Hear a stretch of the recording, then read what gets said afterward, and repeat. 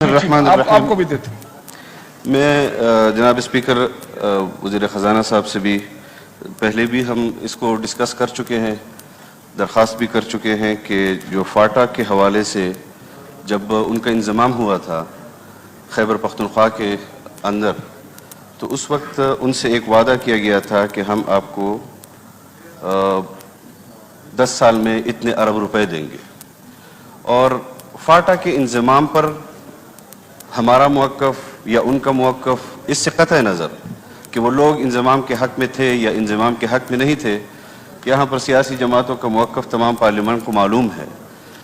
اس کے ساتھ ساتھ 5 سال کی ٹیکسز میں ان کو چھوٹ دی گئی تاکہ انضمام کے بعد جو ان کو فیسیلیٹیٹ کیا جا سکے یہاں سے، اس میں اس کی مدت پوری ہوئی، اور اس دوران انضمام کے جتنے بھی تقاضے تھے خیبر پختونخوا کے، ہمارے آئین کے،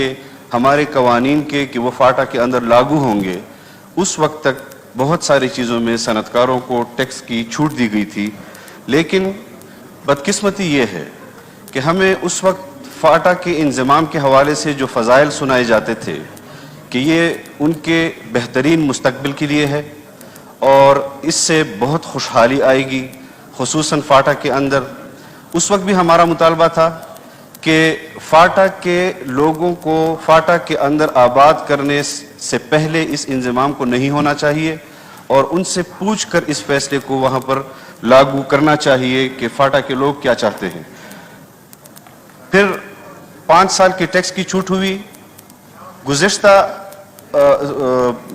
جب ان کی مدت پوری ہوئی سینٹ کے اندر مزید 5 سال کی چھوٹ ان ٹیکسز میں ان کو دلوائی گئی۔ آج میں اس لیے یہ بات فلور آف دی ہاؤس کہہ رہا ہوں کہ ہم نے کیبنٹ میں وزیر خزانہ صاحب سے اور وزیر اعظم صاحب سے یہ درخواست کی تھی کہ فاٹا کے صنعتکار جو ہیں وہ ابھی بھی آپ سے مطالبہ کر رہے ہیں کہ ہماری صنعتوں کے دوام کا مسئلہ ہے، ہمیں 1 سال کی چھوٹ دی جائے۔ اس کے برعکس گزشتہ 2019 اور 20 میں ان 5 سالوں میں جو چھوٹ دی گئی تھی اس کا بھی ٹیکس مانگا جا رہا ہے کہ آپ نے گزشتہ برسوں میں 1 سال کا ٹیکس بھی آپ نے دینا ہے۔ میرا مطالبہ یہ ہے کہ جب تک حکومت پاکستان اپنے تمام تر وعدے فاٹا کے ساتھ پورے نہیں کر لیتے، تب تک دوسری جانب ان کو جو سہولتیں دی گئی تھی ان کو بھی اسی طرح برقرار رکھا جائے، اور کسی قسم کے یک طرفہ فیصلے کو اگر یہاں سے، اب وہاں پر نہ ریونیو کا ریکارڈ ہے جناب اسپیکر، وہاں پر نہ ڈی سی مؤثر ہے، وہاں پر عدالتی نظام نہیں ہے، سمجھ میں نہیں آ رہا کہ فاٹا اس وقت کون سے نظام کے اندر وہاں کے لوگ زندگی بسر کر رہے ہیں۔ یہ بہت حساس مسئلہ ہے۔ میں وزیر خزانہ صاحب کے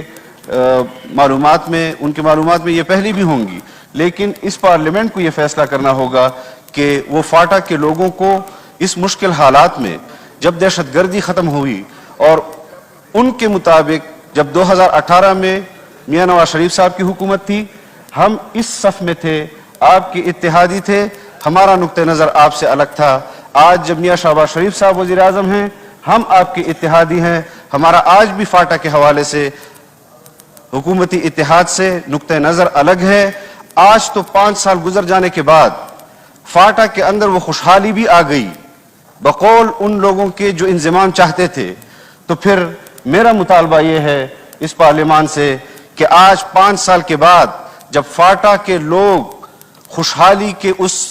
دور سے گزر رہے ہیں، آج فاٹا میں انضمام کرا دیں، آج فاٹا میں ریفرینڈم کرا دیں کہ وہ انضمام چاہتے ہیں یا اپنے آپ کو الگ صوبہ بنانا چاہتے ہیں۔ میرا مطالبہ ہے کہ حکومت دوبارہ اس مسئلے پر سوچے۔ فاٹا کے لوگ بہت مشکلات میں ہیں، آج سیٹلائٹ سے ان کے ریونیو کے اور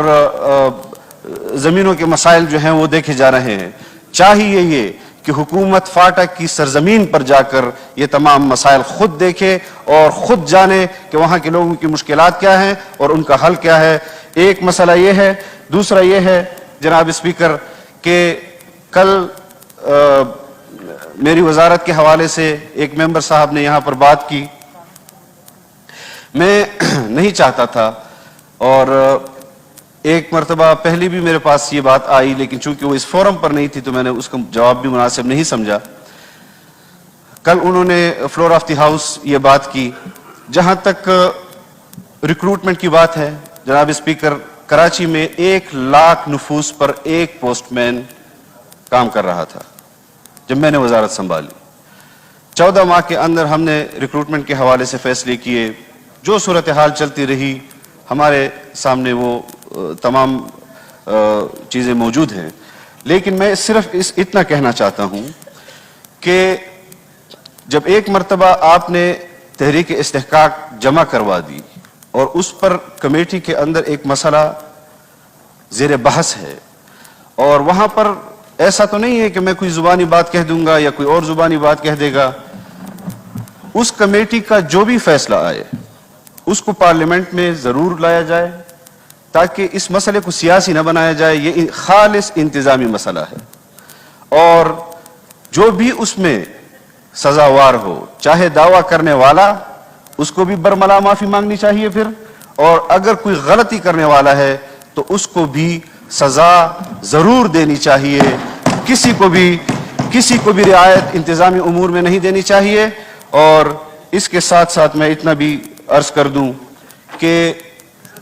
وہاں پر انہوں نے دعویٰ کیا کہ پشاور کے لوگ اور فلاں جگہ کے لوگ اور فلاں جگہ کے لوگ چترال کے اندر لگائے گئے ہیں۔ آپ بھی جانتے ہیں، یہاں پر وزراء بھی جانتے ہیں کہ پوسٹل سروسز یا دیگر وزارتوں کی ریکروٹمنٹ کا ایک طریقہ کار ہوتا ہے، ایک سرکل ہوتا ہے جو اس ڈویژن کے ڈومیسائل پر لوگ ریکروٹمنٹ میں اپنا حق وہاں پر ان کا استحقاق ہوتا ہے۔ ایک ڈویژن کا بندہ اگر دوسری ڈویژن میں جس کی ریکروٹمنٹ پورے پاکستان میں ہوئی ہو، میں وزارت سے مستعفی ہو جاؤں گا، لیکن اگر ایسا نہیں ہوا تو پھر میں ایک سہولت دیتا ہوں جناب اسپیکر آپ کو، میں سیاسی انتقام کا قائل نہیں ہوں اور نہ میں ذاتی چیزوں میں پڑھنے کا قائل ہوں، لیکن دو باتیں کل کی گئی، ایک یہ کہ نیشنل ہائی وے اتھارٹی کے جو پروجیکٹس تھے اور دوسرا پوسٹل سروسز کے حوالے سے۔ نیشنل ہائی وے اتھارٹی کے حوالے سے مشکلات، یقیناً پاکستان مشکلات میں گھرا ہوا تھا، اور ان مشکلات سے پاکستان آج بھی نہیں نکلا۔ جناب اسپیکر، ہم اس مزاج کے لوگ ہیں کہ اگر ہم کسی کے ساتھ ایک اتحاد میں ہیں، ہم ان کو قائل کریں گے، متعلقہ فورمز پر قائل کریں گے، بند کمروں میں قائل کریں گے۔ اگر ہماری بات نہیں تسلیم کی جاتی تو ہم فلور آف دی ہاؤس اپنے نقطہ نظر کو قوم کے سامنے ضرور رکھیں گے کہ ہمارا اس پر یہ نقطہ نظر تھا۔ 1000 شکایتیں ہمیں مسلم لیگ سے ہو سکتی ہیں، 1000 غلطیاں مسلم لیگ کے اندر ہو سکتی ہیں، 1000 شکایتیں ہمیں پیپلز پارٹی سے ہو سکتی ہیں، 1000 غلطیاں پیپلز پارٹی میں ہو سکتی ہیں، لیکن ہمارا ملک اس بات کا متحمل نہیں ہے جناب اسپیکر کہ ہم ان مسائل کو ایسے وقت میں اچھالیں کہ جس دور سے ہمارا ملک گزر رہا ہے اس میں ہمیں آگے ان مشکلات سے ملک کو نکالنے کی بجائے ہم اس کو مزید دلدل میں پھنسا دیں، اور یہ حکومتی اتحاد بیٹھا ہوا ہے۔ میں نے اپنے پوسٹل سروسز کے اندر، میں زیادہ طویل نہیں کروں گا اپنی مجلس کو، لیکن رینکنگ میں 62ویں نمبر پر تھا جناب اسپیکر، ایک سال کے اندر، اور یہ کئی سالوں سے 62ویں نمبر پر تھا، اور ایک سال کے اندر ہم اس کو 54 نمبر پر رینکنگ میں اوپر لائے ہیں، اور یہ ہے ہماری وزارت کے ان افسران اور کارکنان کا کردار ایک سال کا۔ دوسرا، حیدرآباد سے سکر موٹر وے کا افتتاح جناب وزیر اعظم نے خود کیا، جو مشرقی روٹ تھا سی پیک کا، جس کو روکا گیا 4 سال تک، اور مغربی روٹ کا ہم نے گوادر کے لیے یارک سے سگو کا افتتاح کیا۔ ہم نے 50 سے زائد نئے پروجیکٹ یہاں پر ہم نے آج اس بجٹ میں شامل کیے ہیں، ان پر بھی انشاءاللہ عملاً کام ہوگا۔ آج مطلقاً بات کر دی جاتی ہے کہ ہمارا فلاں روڈ اور ہمارا فلاں روڈ، اس کی وجوہات مختلف ہیں جناب اسپیکر، اس کی وجوہات ہم سے پوچھی جاتی. ہم نے اس کے جوابات بھی یہاں پر دیے ہیں کہ کہاں پر کنٹریکٹر کا مسئلہ ہے, کہاں پر لیٹیگیشن کا مسئلہ ہے, کہاں پر پچھلی حکومتوں کا مسئلہ ہے. پشاور سے لے کر لاہور تک جی ٹی روڈ کے جتنے بھی پیریاڈک مینٹیننس کے کام تھے اس پر آغاز ہو چکا ہے اور باقی ماندہ منصوبوں پر آغاز ہو رہا ہے. 1 سال ضرور لگتا ہے جب آپ ان تمام چیزوں کو کی منصوبہ بندی کرتے ہیں اور اس کو گراؤنڈ پر لے جاتے ہیں. لیکن جناب اسپیکر, خورشید شاہ صاحب گواہ ہیں, میں نے ان کو خود بلایا, مسلم لیگ کے وزراء گواہ ہیں. سن 94 میں NHA سال یا 2 سال کی تھی غالباً, اور اس زمانے سے مختلف حکومتوں نے اور مختلف کورٹوں نے ایک فیصلہ کیا جناب اسپیکر کہ کبھی ملازمین کو مستقل بنیادوں پر نوکری کا کہتے, کبھی ان کو کنٹریکٹ کہتے, کبھی ان کو نکالتے, کبھی ان کو واپس کرتے. میری وزارت کے اندر 1 سال کے اندر قطع نظر کہ وہ کس کی حکومت میں NHA کی ملازمین کو ملازمتیں ملی, 1 سال کے اندر 2000 کے قریب کنٹریکٹ ملازمین کو جن کا حق تھا کہ وہ ریگولر ہوں, ان کو ہم نے بلا تفریق ریگولر کیا ہے اور اپنی اتھارٹی کو نیشنل ہائی وے کونسل کی اتھارٹی کو استعمال کیا گیا ہے. اس پارلیمان کی گریونس کمیٹی میں NHA کا کوئی ملازم نہیں گیا. اس وزارت نے خود ان ملازمین کے مسائل کو حل کیا ہے. چاہیے تھا کہ وزارت کے اس رخ کو بھی پبلک کے سامنے پیش کیا جاتا. کیوں نہیں پیش کیا گیا؟ پوسٹل سروسز گزشتہ 3-4 سالوں میں 4.5 ارب روپے خسارے میں جا رہا تھا. آج وہ خسارے سے نکل گیا ہے اور یونائٹڈ پوسٹل یونین کے جو ریکگنائز ادارہ ہے یونائٹڈ نیشن کا, اس نے اس کارکردگی کو تسلیم کیا ہے کہ اس کو 62ویں نمبر سے 54ویں نمبر پر لایا ہے. اگر کسی کو مسئلہ ہے, اور مسائل یقیناً بہت زیادہ ہیں جناب اسپیکر, میں آخری بات کرنا چاہتا ہوں, مسائل یقیناً زیادہ ہیں, سوالات کرنے والوں کو اگر یہاں پر بٹھا دیا جائے حل ان کے بس میں بھی نہیں ہے. لیکن ایسا نہیں کہ آپ حوصلہ افزائی کی بجائے سرکاری افسران کی حوصلہ شکنی کریں. اور اس کے ساتھ ساتھ جناب اسپیکر, میں ازراہ تفنن, ایک آئینی اور قانونی مسئلہ ہے, لیکن ازراہ تفنن کہہ دوں کہ میں اس مزاج کا آدمی ہوں کہ جناب اسپیکر 63A کی ایک تشریح سپریم کورٹ نے کی کہ پارٹی کے سربراہ کا فیصلہ آخری فیصلہ ہوگا, ورنہ تو پارلیمنٹ کی رکنیت آپ کی ختم ہو جائے گی. اور پھر کہا کہ 63A کی دوسری تشریح میں کہا کہ پارلیمانی لیڈر کا فیصلہ آخری فیصلہ ہوگا. فاضل ممبر جس نے کل ایک سیاسی پوائنٹ سکورنگ کے لیے یہ بات کی, وہ مجھ سے بھی کہہ سکتے تھے, وہ مجھ سے کہہ سکتے تھے, لیکن انہوں نے یہ بات کی اور میں کہتا ہوں ان سے